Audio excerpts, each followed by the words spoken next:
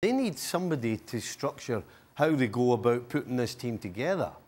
You know, you can look at each individual and you could probably pick out a talent that they all have. But when you're putting a team together, you need to put the right sort of talent in the 11 spots that will gel together. You also need to pick players who not only have ability, but actually have a bit of character about them. These players don't have any character.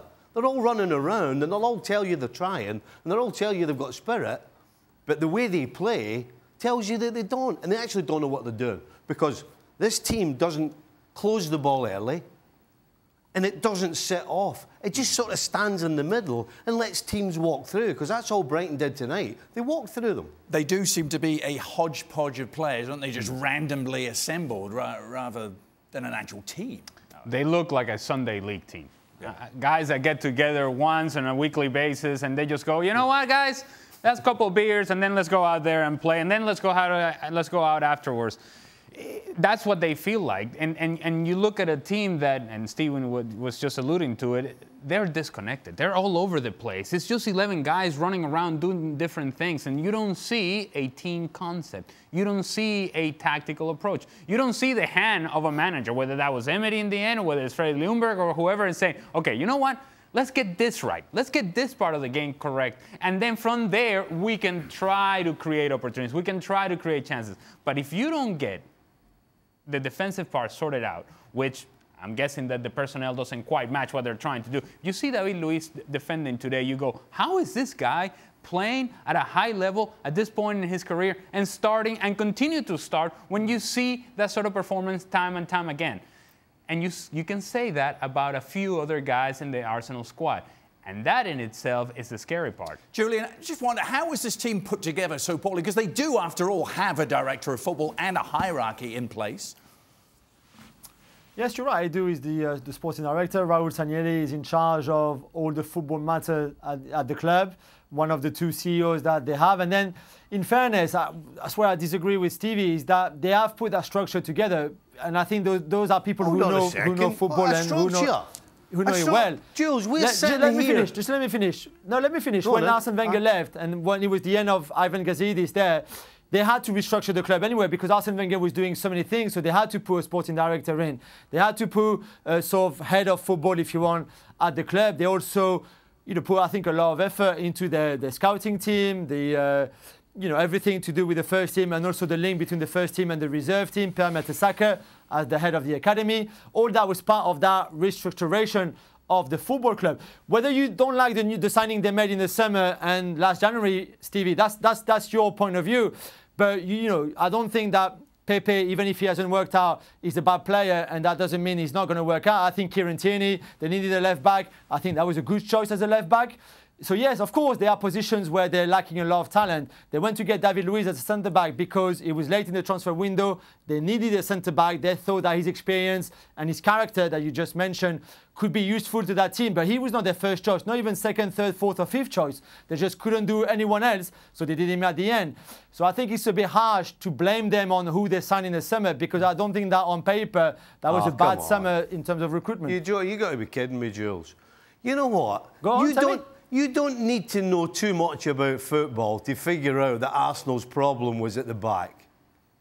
Do you? And you go and spend 70 million on Pepe. And you try to tell me that, I understand that since Wenger left, they're restructured. But guess what? This team that you see today tells you that the restructuring hasn't worked. They've made mistakes. The wrong people are doing the wrong jobs. And the fact that you go out and spend 70 million on Pepe and don't buy any decent defenders tells you that the structure is wrong. Ian, you're and I go on, Jules. Well, I was going to say, I mean, you look at this team, and they might have experienced players. What they don't have is any leaders out there. That is very, very apparent. The word every time I've seen Arsenal lately is flimsy. They played Eintracht Frankfurt, a game they were completely dominating in the first half. They lost it 2-1. Norwich, they let in another 2 goals. Tonight, every time Brighton attacked them, they look like conceding. They just do not want to stop the ball going into their net enough. There's not enough of that over my dead body. I'm with Stevie on this. They needed to go out and buy central defenders last summer and get that defence organised. They got people like Martin Keown, who's in the media, who knows and could work with that defence and try and get that mentality there, but they don't employ him. There's too many voices behind the scenes. Who is in charge there? Who's calling the shots? I don't know. Jules, you get the final word. I mean, you don't know who's calling the shots. I've just told you who the sporting director and who the head of football were. Yeah, that's him. Yeah, there's Mertesacker, there's Edu, there's Youngberg. No, Mertesacker is head of the academy. He's got nothing to do with calling the shots. Who? So Edu is the sporting director. Raul Saliani is the head of football. They're calling the shot. They went out to get a centre-back. They couldn't get any of the five or six choices that they wanted before David Luiz. At the end, they did David Luiz. It's a mistake. Okay, he's not a very good player, if you want, maybe. But they tried to get a centre-back because they knew they're not stupid. They knew they had to strengthen that area. Tell me, who should they have bought? Well, somebody better than David Luiz is on his last legs, really, as a central defender. Yeah, like who? Now. Tell me, like who? Like who was on the market that was better than David Luiz they could have got?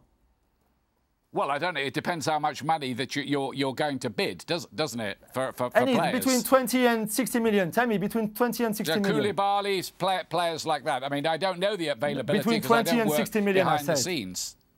Jules, you know what? 100 million. Koulibaly's 100 million. Jules, you know what as well? 100 million euro defenders. Do you know what as well, Jules?